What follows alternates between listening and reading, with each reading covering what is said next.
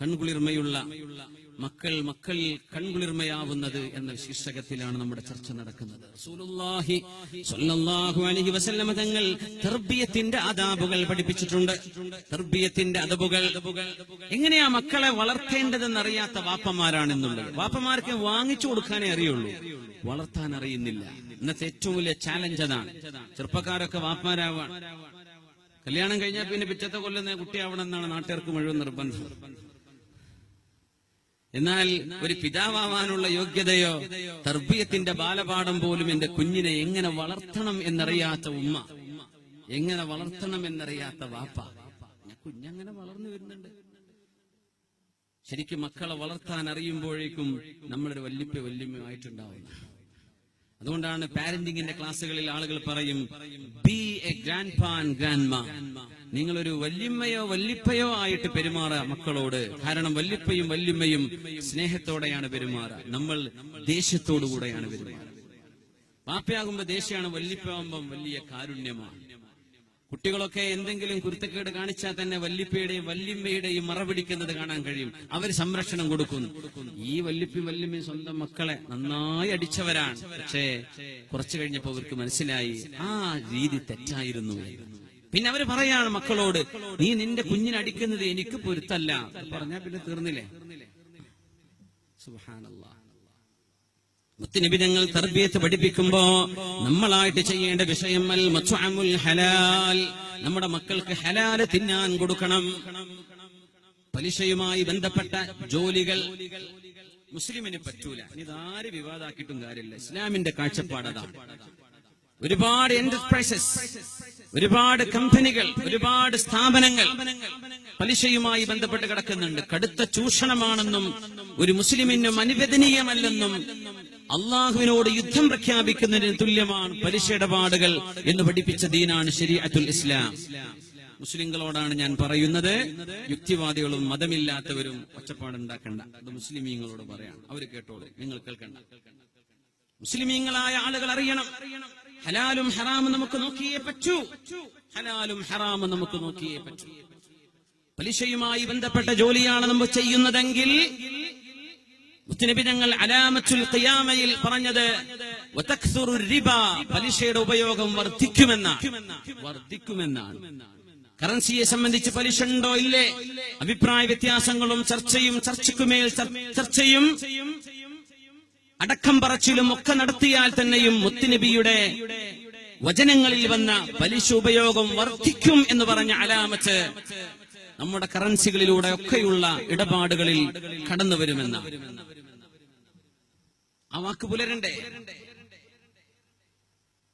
അതുകൊണ്ട് നമ്മൾ മക്കൾക്ക് തിന്നാൻ കൊടുക്കുന്നത് പലിശയുടെ ഭാഗമാണെങ്കിൽ നമ്മൾ ഉണ്ടാക്കി വെച്ച വീടിന്റെ മേൽക്കൂര മഴ നനയാതെ വെയിൽ അറിയാതെ മക്കളെ കിടത്തി ഉറക്കാനുള്ള വീട്, ആ വീട് നമ്മൾ ഉണ്ടാക്കിയത് പലിശ ബാങ്കുകളുടെ ലോൺ എടുത്തിട്ടാണെങ്കിൽ നമ്മുടെ മക്കൾക്ക് ഉടുക്കാനുള്ള വസ്ത്രം വാങ്ങിച്ചു കൊടുത്തത് പലിശ ഇടപാടുമായി കിട്ടിയ ലാഭത്തിൽ നിന്നുള്ള അംശം കൊണ്ടാണെങ്കിൽ നമ്മൾ നമ്മുടെ മക്കളെ സ്കൂളിലേക്ക് കൊണ്ടാക്കി കൊടുക്കുന്നത്, കൂടെ യാത്ര ചെയ്യിപ്പിക്കുന്നത്, കൂടെ ഇരുത്തുന്നത് പലിശ കൊണ്ട് വാങ്ങിച്ച കാറിൽ ഇരുത്തിക്കൊണ്ടാണെങ്കിൽ ആ കുഞ്ഞിന്റെ നടത്തം, കുഞ്ഞിന്റെ യാത്ര, കുഞ്ഞിന്റെ ഭക്ഷണം, കുഞ്ഞിന്റെ വസ്ത്രം, കുഞ്ഞിന്റെ പാർപ്പിടം എല്ലാം ഹറാമായി പോയില്ലേ?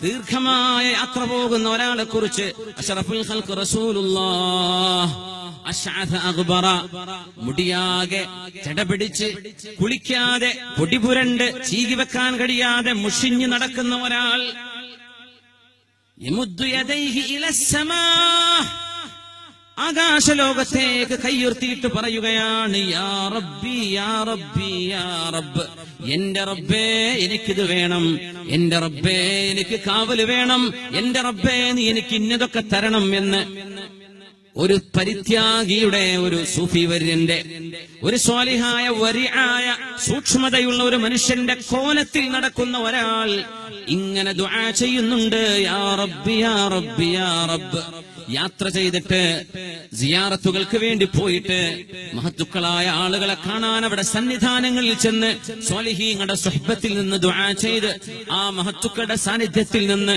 അല്ലാഹുവിന്റെ അർശിലേക്ക് കൈയുയർത്തുമ്പോൾ മത്അമുഹു ഹറാം, ആ മനുഷ്യന് ഹറാമിന്റെ ബിസിനസ്സാണുള്ളത്. വമൽബസുഹു ഹറാം, ആ മനുഷ്യന്റെ ടെക്സ്റ്റൈൽസ് ഷോപ്പ് നടക്കുന്നത് പോലും ബാങ്കുകാരൻ കൊടുത്ത ലോണിന്റെ പേരിലാണ്. അവൻ ഉടുത്ത വസ്ത്രം ഹറാമിന്റെ വസ്ത്രമാണ്. വമശ്റബുഹു ഹറാം, അവൻ കുടിക്കുന്ന വെള്ളം ഹറാമിന്റെ അംശമുള്ളതാണ്. വഗുദിയ ബിൽ ഹറാം, അവൻ ജീവിക്കുന്നതും നടക്കുന്നതും അവന്റെ കച്ചവടവും ഏർപ്പാടും മുഴുവനും പലിശയുമായി ബന്ധപ്പെട്ടതാണെങ്കിൽ ഫഅന്നാ യുസ്തജാബു ലഹ്, എവിടെന്നാണ് ഇയാൾക്ക് അല്ലാഹു ഉത്തരം നൽകുക എന്ന് ഹബീബുനാ റസൂലുള്ളാഹ്. മുടിച്ചട പിടിച്ചിട്ട് യാത്ര ചെയ്ത് ക്ഷീണിച്ച് തളർന്നിട്ട് യാ റബ്ബ് യാ റബ്ബ് യാ റബ്ബ് എന്ന് പറഞ്ഞ് ദുആ ചെയ്യുമ്പോൾ അവൻ ഉടുത്തത് ഹറാമെങ്കിൽ, അവന്റെ ഭക്ഷണം ഹറാമെങ്കിൽ, അവന്റെ വാഹനം ഹറാമിന്റേതെങ്കിൽ, അവന്റെ പാർപ്പിടം ഹറാമിന്റേതെങ്കിൽ ഫഅന്നാ യുസ്തജാബു ലഹ്, എവിടെന്നാണ് അവൻ ഉത്തരം കിട്ടുക എന്ന് നബിയുനാ റസൂലുള്ളാഹി സ്വല്ലല്ലാഹു അലൈഹി വസല്ലം. ദുആ സമ്മേളനങ്ങൾ നടക്കുമ്പോൾ മഹത്തുക്കളായ ആളുകൾ വന്ന് ദുആ ചെയ്യുന്നുണ്ട്. മഹാനായ ശൈഖുനാ അത്തിപ്പറ്റ ഉസ്താദിനെ പോലെയുള്ള മഹത്തുക്കളെ കൊണ്ടുവന്ന് ദുആ ചെയ്യിപ്പിക്കാറുണ്ട്. മഹാനായ വാവാട് ഉസ്താദിനെ കൊണ്ടുവന്നിട്ട്, മഹാനായ ചെറുവാളൂർ ഹൈദ്രോസ് മുസ്ലിയാരെ കൊണ്ടുവന്നിട്ട്, മഹാനായ ഏലംകുളം ബാപ്പു മുസ്ലിയാരെ കൊണ്ടുവന്നിട്ടൊക്കെ മഹാന്മാരായ സയ്യിദന്മാർ, നാസറൈ ശിഹാബ് തങ്ങൾ, പാണക്കാട് ശിഹാബ് തങ്ങന്മാർ, സയ്യിദന്മാർ, പകൽഭരായ സയ്യിദന്മാർ, ഇവരൊക്കെ കൊണ്ടുവന്ന് ദുആ ചെയ്യുമ്പോ ആമീൻ പറയുന്ന സദസ്സിലിരിക്കുന്ന ആളുകൾ പലിശയുടെ ഏർപ്പാടുകളും ബിസിനസ്സും ചെയ്തവരാണെങ്കിൽ അത് അല്ലാഹുവിനോട് പൊരുത്തപ്പെടിക്കാതെ ആ ഇടപാടുകൾ തീർത്ത് വൃത്തിയാവാതെയാണ് ആമീൻ പറയുന്നതെങ്കിൽ ഫഅന്നാ യുസ്തജാബു ലഹ്, ആ ദുആഇന് ഉത്തരം കിട്ടാത്തത് ആരുടെ കുഴപ്പമാണ്? ആമീൻ ചൊല്ലുന്ന മനുഷ്യൻ, കയ്യുയർത്തുന്ന മനുഷ്യൻ, ആ മനുഷ്യൻ ചെയ്ത പാപങ്ങൾ, ആ മനുഷ്യൻ പലിശയുമായി ജീവിച്ച ആളാണെങ്കിൽ അവർക്ക് ദുആഇന് ഉത്തരമില്ല എന്ന് ഹബീബുനാ റസൂലുള്ളാഹ് സ്വല്ലല്ലാഹു അലൈഹി വസല്ലം. അതുകൊണ്ട് മക്കൾക്ക് തിന്നാൻ കൊടുക്കുന്നത് ഹറാമിന്റെ സമ്പാദ്യമായി കൂടാ. ഒരു മുസ്ലിം സെലക്റ്റീവാണ് ജോലി തിരഞ്ഞെടുക്കുമ്പോ. എല്ലാ ജോലിയും നമുക്ക് പറ്റുന്നതല്ല. അങ്ങനെ ആളുകൾ പറയാറുള്ളത് 4 കാശ് കിട്ടുന്ന ഏർപ്പാടൊക്കെ മാപ്പിളമാർക്ക് ഹറാമാണെന്ന്. തീർച്ചയായും നിങ്ങളോട് യോജിക്കുന്നു. മദ്യപാനം നമുക്ക് പാടില്ല, ബാർ ബിസിനസ്സുകൾ നമുക്ക് പറ്റില്ല, പലിശ ഇടപാടുകൾ പറ്റില്ല, മറ്റു തോന്നിവാസത്തിന്റെ ഏർപ്പാടുകൾ പറ്റില്ല, ആളുകളെ വഞ്ചിക്കുന്ന പറ്റില്ല, ഫ്രോഡായിട്ട് വർക്ക് ചെയ്യുന്ന പറ്റില്ല, വഞ്ചന ചെയ്യുന്നത് പറ്റില്ല, ഡ്യൂപ്ലിക്കേറ്റ് സാധനം സെയിൽ ചെയ്തുകൊണ്ട് ജെന്യൂനാണെന്ന് പറയുന്ന തട്ടിപ്പ് മുസ്ലിമിന് ചെയ്യാൻ പറ്റില്ല. കാശ് പെട്ടെന്നുണ്ടാക്കാൻ പറ്റും, പക്ഷേ അതുകൊണ്ട് എന്റെ മക്കൾ ഹറാം തിന്നു പോവരുത്, എന്റെ മക്കൾക്ക് ഞാൻ കൊടുക്കുന്നത് ഹലാലാവണം എന്ന ഒരു ദൃഢനിശ്ചയമുണ്ടെങ്കിൽ മുഅ്മിനീങ്ങളെ, മുഅ്മിനാത്തുകളെ, നമ്മുടെ വീടുകളിൽ വളരുന്ന ആൺമക്കളും പെൺമക്കളും സ്വാലിഹീങ്ങളായി വളർന്നു വരും. വിദ്യാഭ്യാസത്തിന് പോലും ലോണാണ്, വിദ്യാഭ്യാസത്തിന് ലോണാണ്.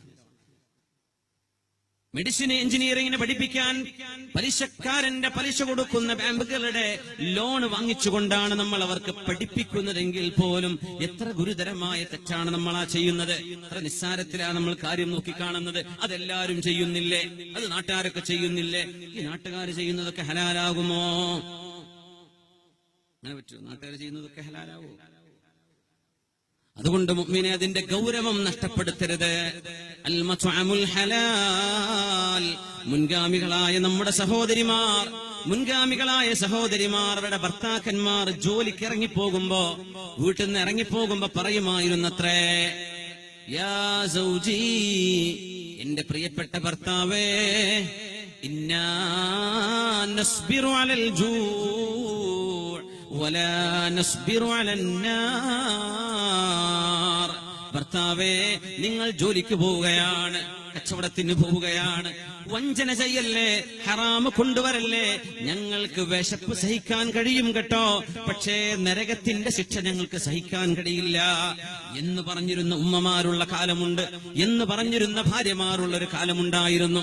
അങ്ങനെയല്ല, എവിടുന്ന് വരെയാണെങ്കിലും വരുമ്പോ ചുരിദാർ വാങ്ങിച്ചു വന്നേക്കണം, എന്താണെങ്കിൽ എനിക്കറിയേണ്ട കാര്യമില്ല, എനിക്ക് ഇന്ന ആഭരണം വേണം.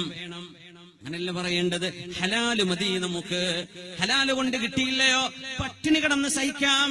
ഇന്നാ നസ്ബിറു അലൽ ജൂഅ്, വിശപ്പ് ഞങ്ങൾക്ക് സഹിക്കാൻ കഴിയും.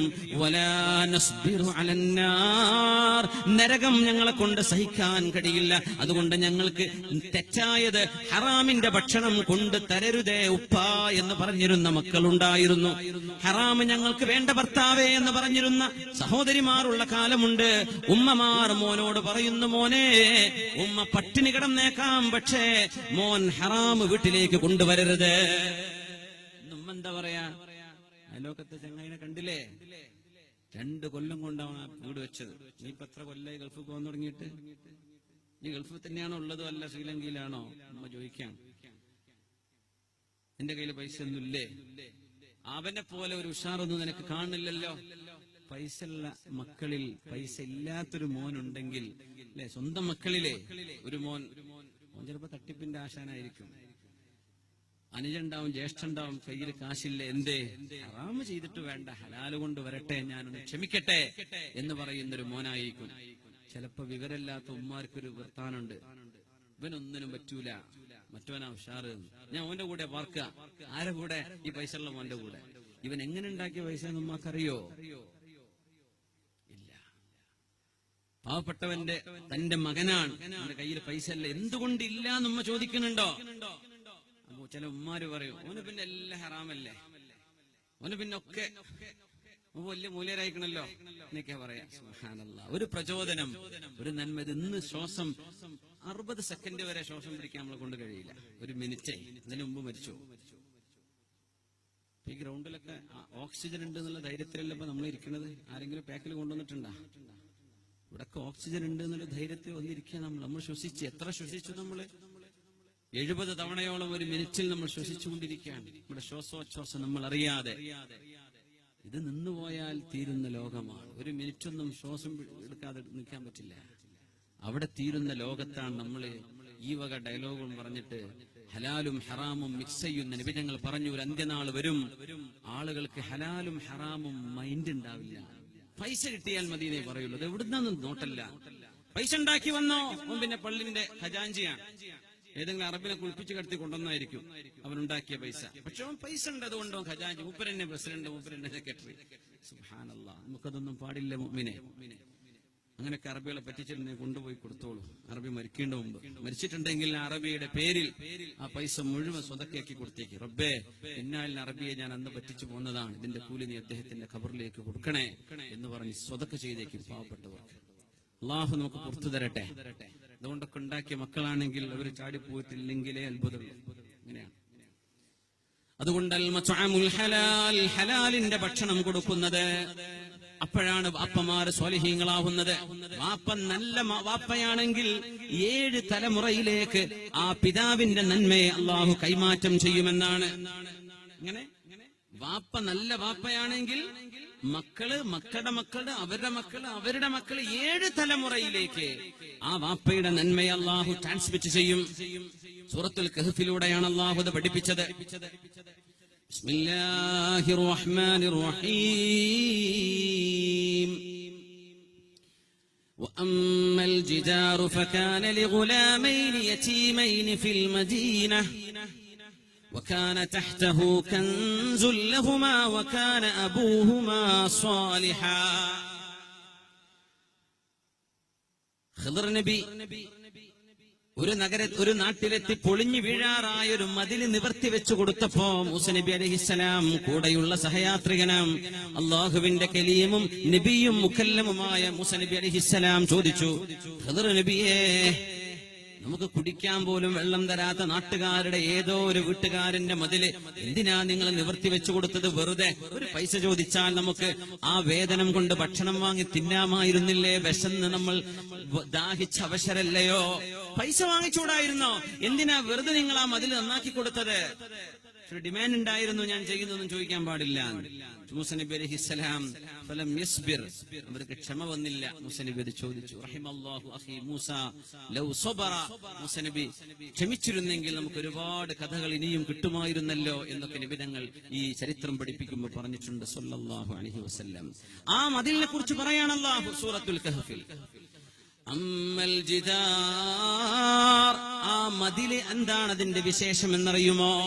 ഫകാന ലിഗുലാമൈനി യതീമൈൻ, യതീമുകളായ 2 ആൺകുട്ടികൾക്കുള്ള യതീമുകളായ 2 മക്കളുടെ മതിലാണത്. ആ മതില് ഒരു യതീം കുട്ടികളുടെ വാപ്പല്ല.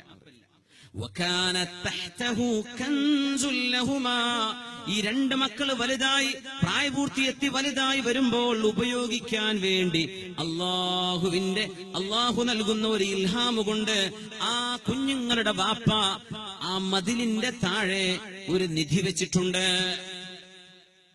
അന്നത്തെ ആധാരം, അന്നത്തെ സൂക്ഷിപ്പ് സ്വത്തൊക്കെ അങ്ങനെയാണ്. നിധിയിലിട്ട് നിധിയാക്കി വെക്ക.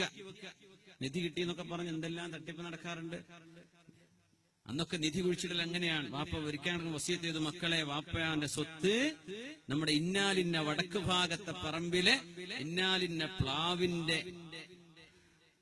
നിഴല് ഏപ്രിൽ മാസം അസ്ര നിസ്കാരത്തിന്റെ നേരത്തെ എവിടെയാണോ ആ തലഭാഗത്ത് നിഴലെത്തുന്നത് അവിടെ വാപ്പ കുഴിച്ചിട്ടുണ്ട്. അങ്ങനെ പറഞ്ഞു കൊടുക്കുക, കിട്ടാണ്ടിരിക്കാൻ വേണ്ടിട്ട്. അപ്പൊ അവിടുത്തെ തുറന്നു നോക്കിയാൽ കിട്ടും. അപ്പൊ അതൊക്കെ എടുത്ത് തീർന്നിട്ടുണ്ടാവും. ഞാൻ ആരും വെറുതെ കളക്കാൻ നിൽക്കണ്ട. അതിന്റെ ഉള്ളിലൊരു നിധി വെച്ചിട്ടുണ്ടായിരുന്നു ഖുർആൻ പറയാം. എന്നിട്ട് എന്തേ പറഞ്ഞെന്നറിയോ? ആ മതില് പൊളിഞ്ഞു പോയാൽ വഴിയിലൂടെ പോകുന്ന ആളുകളൊക്കെ കണ്ട് ആ കുഞ്ഞുങ്ങൾക്ക് കിട്ടേണ്ട പൈസ എടുത്ത് അവർ തിന്നുപോവില്ലേ? فأراد ربك أن يبلغا أشدهما ويستخرجا كنزهما رحمة من ربك. അല്ലാഹുവിന്റെ കരുണയാൽ ആ മക്കൾക്ക് പ്രായപൂർത്തിയാകുമ്പോൾ അള്ളാഹു തോന്നിപ്പിച്ചു കൊടുക്കും, നിങ്ങളുടെ വാപ്പ ഇവിടിന്റെ ഉള്ളിൽ നിങ്ങൾക്ക് വേണ്ട പണം സൂക്ഷിച്ചു വെച്ചിട്ടുണ്ട് എന്ന് അള്ളാഹു വിവരം കൊടുത്ത് പ്രായപൂർത്തി എത്തുമ്പോൾ ഈ മക്കൾക്ക് ഈ സമ്പത്ത് കിട്ടണം. അതിനു വേണ്ടിയാണ് ആ പൊളിഞ്ഞു കിടക്കുന്ന മതിൽ ഞാൻ നേരെയാക്കി വെച്ചത്. അത് അള്ളാഹു എന്നെ കൊണ്ട് ചെയ്യിപ്പിക്കാൻ കാരണം എന്താണെന്നറിയുമോ?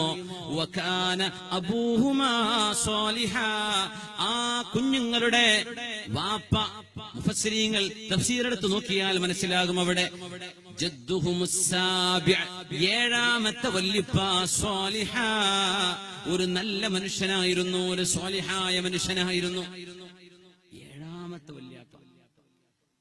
നമ്മുടെ മുൻഗാമികളും അതിനു മുമ്പ് കടന്നു വന്നവരൊക്കെ ചെയ്ത നന്മ കൊണ്ടായിരിക്കാം അല്ലാഹു നമ്മുടെ നാട്ടിൽ വറുതിയും പട്ടിണിയും ക്ഷാമവും ഇല്ലാതെ നമ്മളൊക്കെ സുഭിക്ഷമായി ജീവിക്കുന്നത്. നമ്മുടെ മുൻഗാമികൾ ചെയ്ത നന്മയുടെ ബർക്കത്താകാം മുഅ്മിനീങ്ങളെ. നമ്മൾ അങ്ങനെ ചിന്തിക്കണം എന്നാണ്. അവരുടെ പിതാവ്, 7ാമത്തെ പിതാവ് ഒരു നല്ല വാപ്പയായതുകൊണ്ടാണ് അല്ലാഹു ഈ നിധി സൂക്ഷിക്കണം എന്ന് തീരുമാനിച്ചത്. അതുകൊണ്ടാണ് മുഫസ്സിരീങ്ങൾ പറയുന്നത് ഒരു മനുഷ്യന്റെ നന്മ 7 തലമുറകളിലേക്ക് കടന്നു പോകും. അല്ലാഹു നമുക്കും നമ്മുടെ മക്കളിലും മക്കളുടെ മക്കളിലും തലമുറകളിലും അല്ലാഹു നന്മയെ നിലനിർത്തി തരട്ടെ. ആമീൻ യാ റബ്ബൽ ആലമീൻ. صلوا على النبي محمد وآله. اللهم صل على سيدنا محمد وعلى آل سيدنا محمد وبارك وسلم عليه. اللهم صل على سيدنا محمد وعلى آل سيدنا محمد وبارك وسلم عليه. ഒരുപാട് സ്വലാത്ത് നമ്മുടെ ഹബീബിന്റെ ഹളറത്തിലേക്ക് എത്തും. അല്ലാഹു എത്തിച്ചു കൊടുക്കട്ടെ, അവിടുത്തെ അല്ലാഹു സന്തോഷിപ്പിക്കട്ടെ.